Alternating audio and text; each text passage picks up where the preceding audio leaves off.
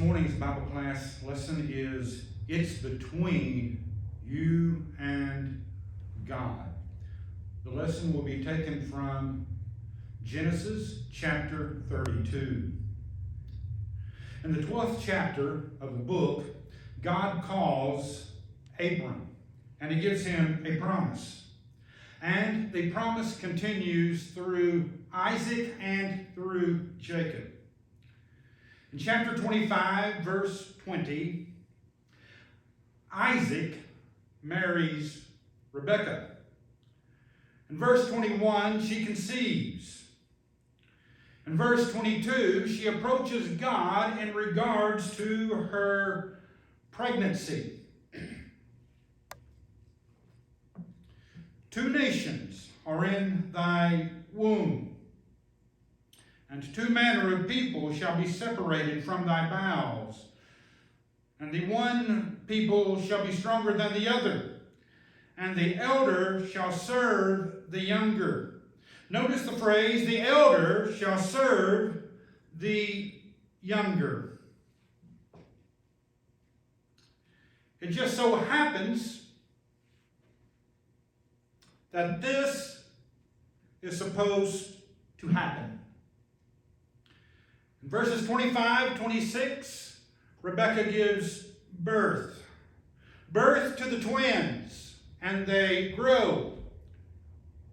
Esau is the firstborn. And one day, Esau is hungry, whereas Jacob has a pot of soup. Rather than offering Esau some of his victuals, there is deal making. I have something you want, Esau, and you have something I want. So there is horse trading, and exchange is made. A birthright for a bowl of soup. Now, the brotherly thing to do would have been to offer Esau some soup. But Jacob had strings attached. In chapter 27, verse 1, Isaac grew to be old. Esau, his firstborn, was a hunter. And Isaac asked Esau, he said, go hunting, Esau, and bag me some venison, and prepare that good meat for me to eat. However, at verse 5, Rebekah overhears. And she conjectures a scheme. She gets with Jacob, her favorite. Esau may have been the firstborn, but Jacob is Rebekah's favorite. And she says to him to go gather 2 goats. We're going to basically fool your dad that you're Esau. Oh, verse 11. Jacob makes the point. Mother, Esau, he's all hairy, but my skin is all smooth. Rebekah thinks about that. And she takes the skins of the goats and she puts those skins on Jacob's hands and on his neck. Look at verses 18 and 19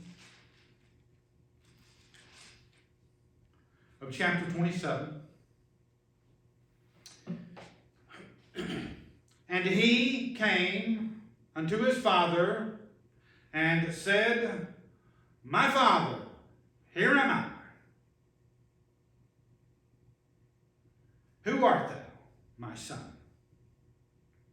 And Jacob said unto his father, I am Esau, thy firstborn. I have done according as thou badest me. Arise, I pray thee, sit and eat of my venison, that thy soul may bless me. Jacob lied. He lied to his dad. He lied to Isaac that he was Esau, that he was the firstborn. He and his mother has conjectured this scheme. Jacob has flaws. Right here he tells a bold-faced lie. God's people have flaws. Abraham had flaws. Abraham. He lied about his wife Sarah being his sister. God uses people who have flaws. And it could be the more flaws, the more God will use you, because you show the glory of God as God transforms you.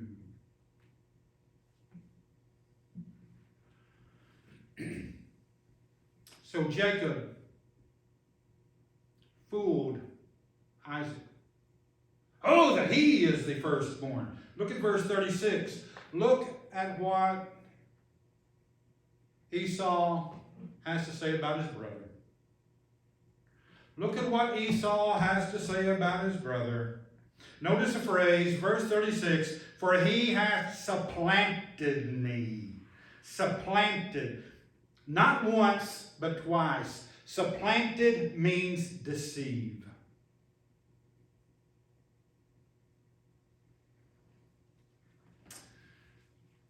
Esau is upset. He is upset at Jacob. That's not good for Jacob, because Esau is a hunter, and Esau knows how to kill. Chapter 28.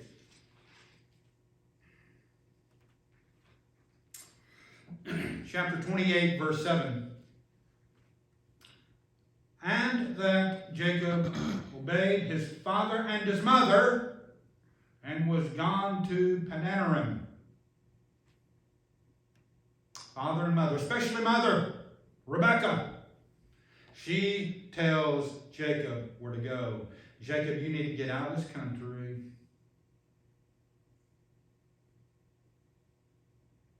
Your brother is after you. Verse 10. Verse 10, chapter 28. Look at the phrase. Went toward Haran. Haran. Keep that place in mind, because Jacob will be here for the next 20 years. At this time, he has a dream. Look at the dream that Jacob has, verses 12 through 14. And behold, a ladder set up on the earth, and the top of it reached to heaven. And behold, the angels of God ascending and descending on it. And behold, the Lord stood above it, and said, I am the Lord God of Abraham thy father, and the God of Isaac. The land whereon thou liest, to thee will I give it, and to thy seed. And thy seed shall be as the dust of the earth, and thou shalt spread abroad to the west and to the east, and to the north and to the south, and in thee and in thy seed shall all the families of the earth be blessed. And behold, I am with thee, and will keep thee in all places whither thou goest, and will bring thee again into this land. For I will not leave thee until I have done that which I have spoken to thee of.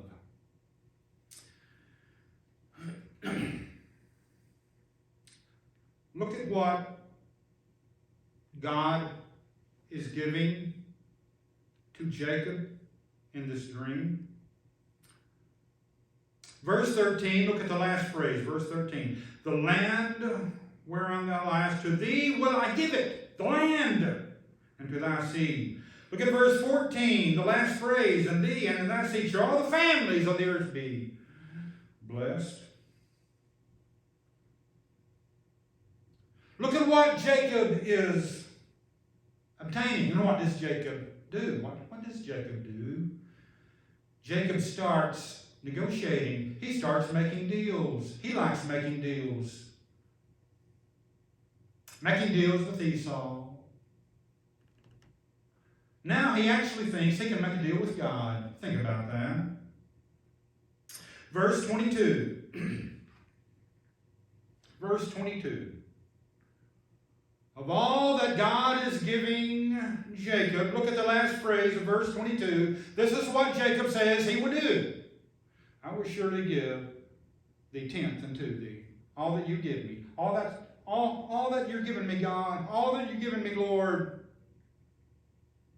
Do you know something? I'm going to give you a tenth of what is yours, of what is already yours. However, everything belongs to God.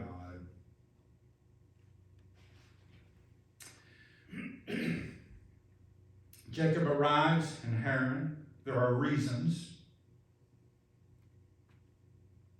that Rebekah desired that Jacob go to this place. One thing, her brother, chapter 29 now, Rebekah's brother's name is named Laban. Remember that name, Laban, Laban. That's Rebekah's brother. And here's the thing about Laban. The best way to describe this person is that he is a cross between P.T. Barnum and Bernie Madoff.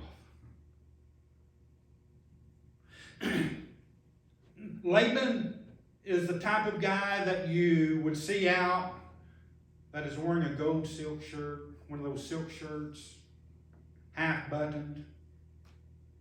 He's wearing that gold chain. He's wearing that dollar store jewelry. Skinny tight jeans. That's Laban.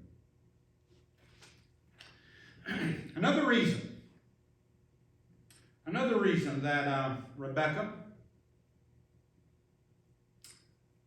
has in her determination that Jacob arrive in Haran is because of another person. Look at verse 6. There's a name.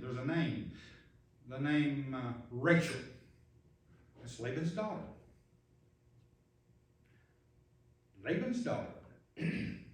Rachel.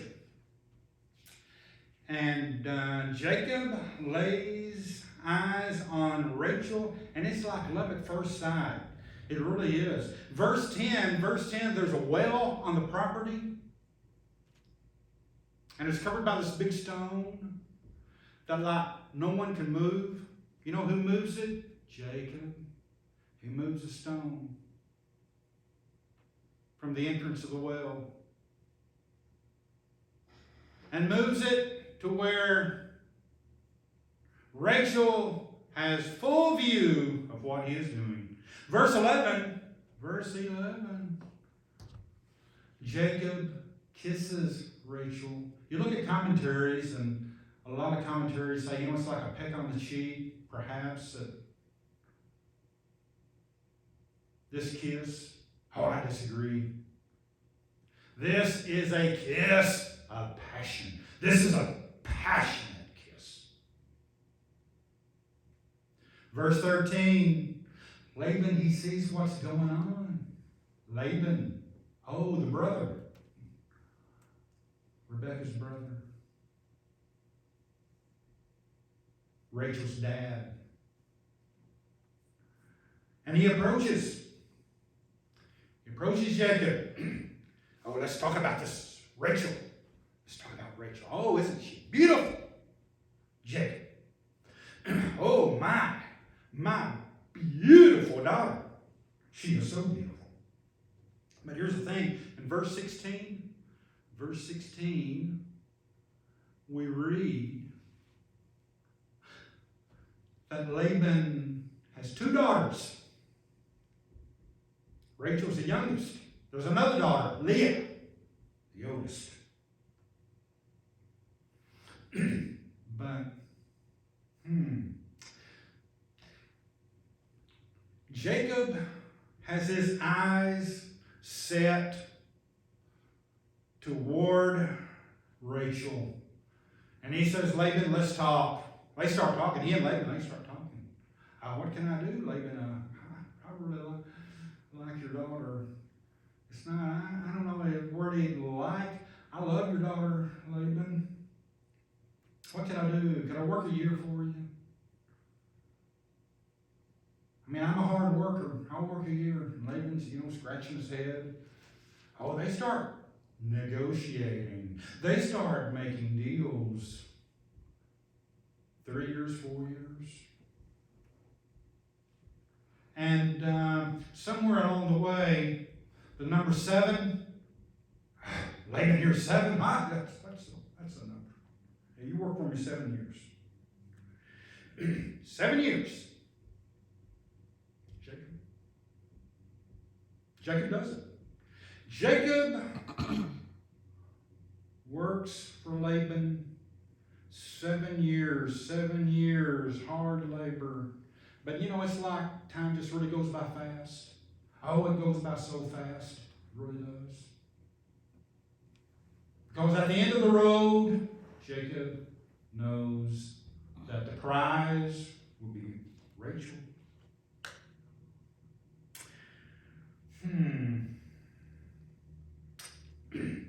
So at the end of the 7 years, what does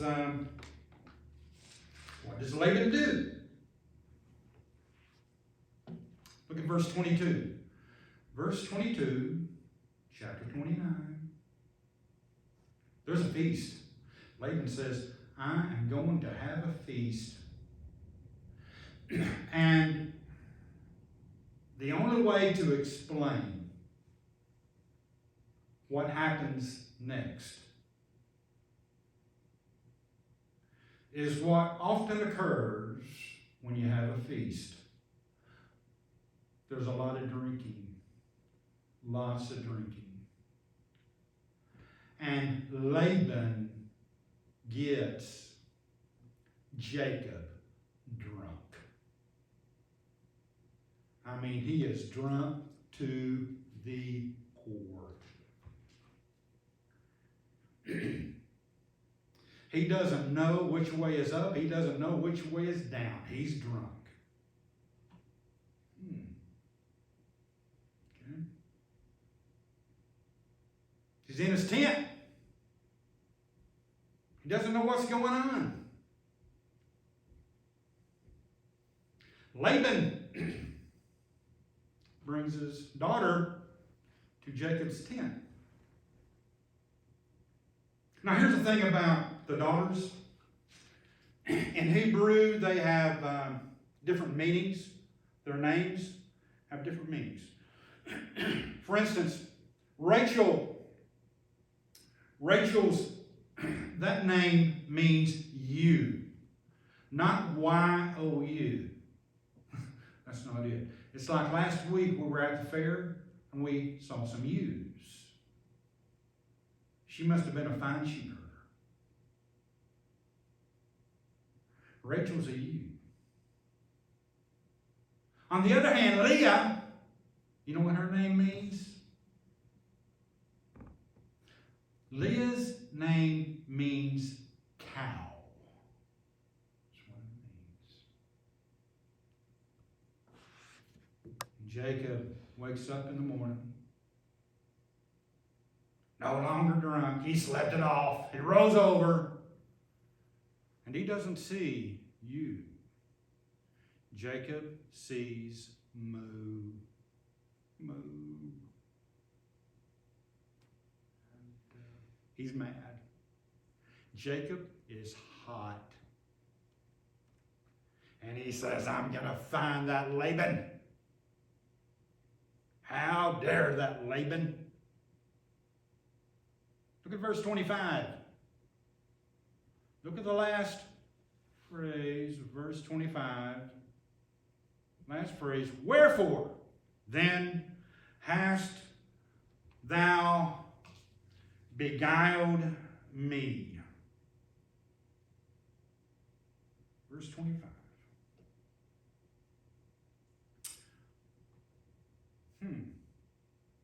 It was an attempt.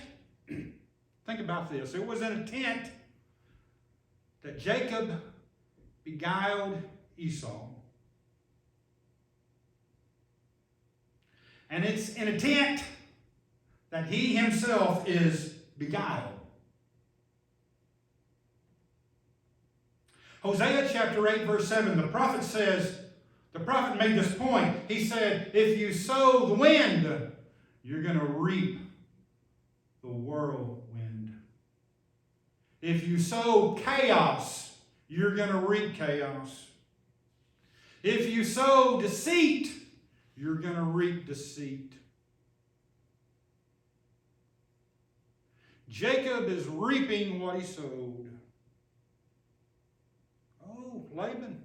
Yeah, Jacob finds Laban. Oh, he's hot. Jacob is so hot. He is mad. But old Laban, he's like, Jacob, wait, stop, Jacob. Simmer down. Simmer down, Jacob. My son, I had no choice. You see, Leah is my firstborn. See, in our negotiations and our deals, I left out that point. Left that out. Oh, but my dear son, Jacob, you can have Rachel. Ah, Jacob's excited. I can have Rachel. Just two sisters. Oh, but Laban says, see, 7 years. Work for me 7 years. Yeah, that's right,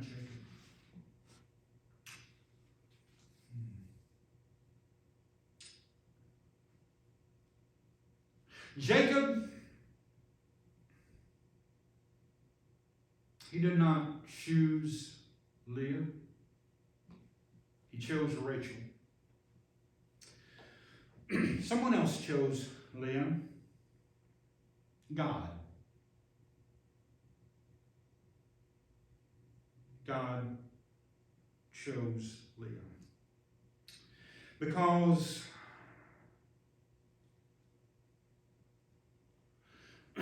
one of the ones that she conceived, Leah conceived, look at verse 35. Look who Leah conceived. Look at that name, Judah. She conceived Judah. And out of Judah, who came? Who came out of Judah? David. Then from that lineage, David, someone else came. Yes, the carpenter from Nazareth. God chose Leah.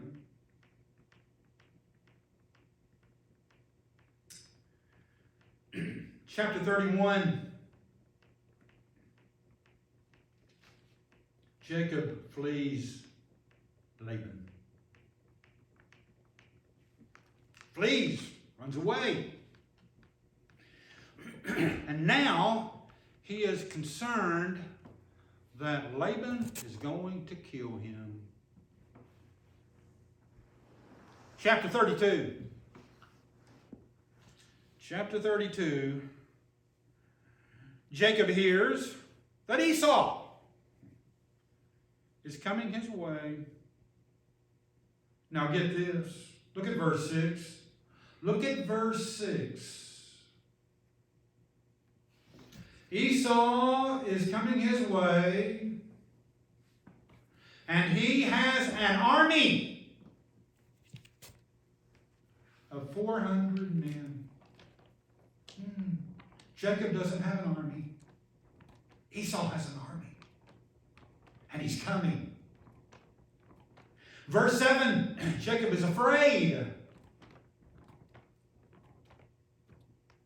But the fear is unfounded. A lot of times we go through life and we become afraid. We have fear. And those fears are unfounded. Because we live for the moment. We live for the moment. We do not see the big picture. Look at verses 10 and 11.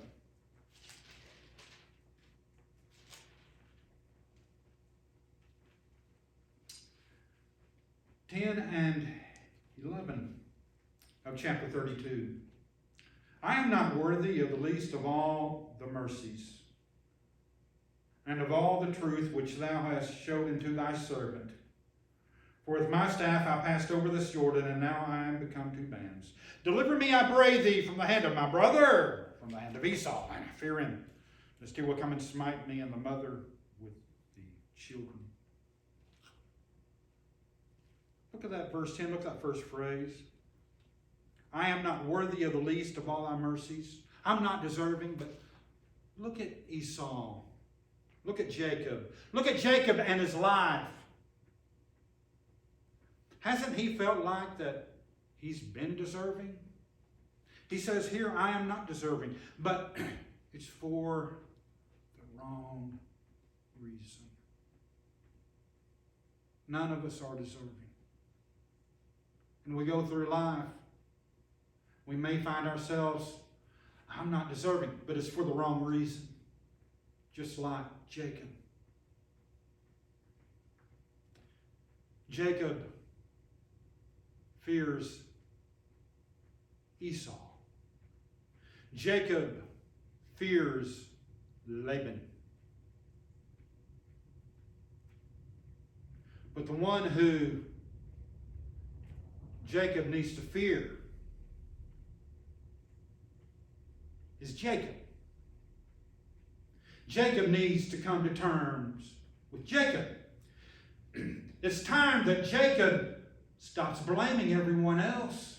It's time that Jacob starts looking in the mirror. That he looks in the mirror. Two words that we read in the New Testament that at times we study. One is justification, and the other is sanctification. Justification is a one-time act. It's one time. We come to God. We come to Christ. It's one time. We're justified. Whereas sanctification is a process. Sanctification is ongoing. Sanctification is staying the course. And it's now that Jacob is going through the process, not of justification, but of sanctification. Being set apart. Look at verse 24. Verse 24. Jacob was left alone, and there wrestled a man with him until the breaking of the day. The wrestling match. Years ago, back in the 1980s, early 1980s, me and my grandpa would get in my old pickup truck on Sunday mornings and go to various churches, and I would preach. But the previous night, on Saturday night, me, him, and my friends would get in his Buick. He had an old heavy Buick, and that thing would run. We'd get in that Buick and we'd go down Little Rock. We'd go to the Fisher Armory, and we'd watch live championship wrestling. Killer Cox, Dick Murdoch, Yellow Belly Robley, Skandar Akbar, Bruiser Brody. And people would often say that, you know, that wrestling's fake. Oh, just don't say it around my grandpa, though. He'd argue with you. But fake or not, those guys got physical. They got physical. And in this wrestling match, it's not just a spiritual battle between Jacob and who he is wrestling, but it's physical. This is physical. You know, we see Jacob. And throughout these chapters, he comes across as someone who's a bit arrogant, high and mighty, who struts around. He's the big guy on campus. He's the guy who who wants people to say of him, oh, that Jacob, he hung the moon. Look at verse 31. Verse 31, in regards to this wrestling match. And as he passed over Penuel, the sun rose upon him, and he halted upon his thigh. Halted. That word halted means limp. Jacob was hurt in this match.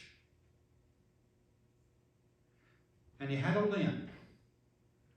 And this limp would serve as a reminder to Jacob that it's not about Jacob. It's about God. Look at verse 30. Look at verse 30. Jacob called the name of the place Peniel, for I have seen God face to face, and my life is preserved. As I read the Bible and as I understand the Bible, if you see God face to face, if you see God's face, you're dead. Jacob came face to face with God. He's not dead. His life was preserved. Great story about the life of Jacob. And keep this in mind, that at the end of the day, it's between you and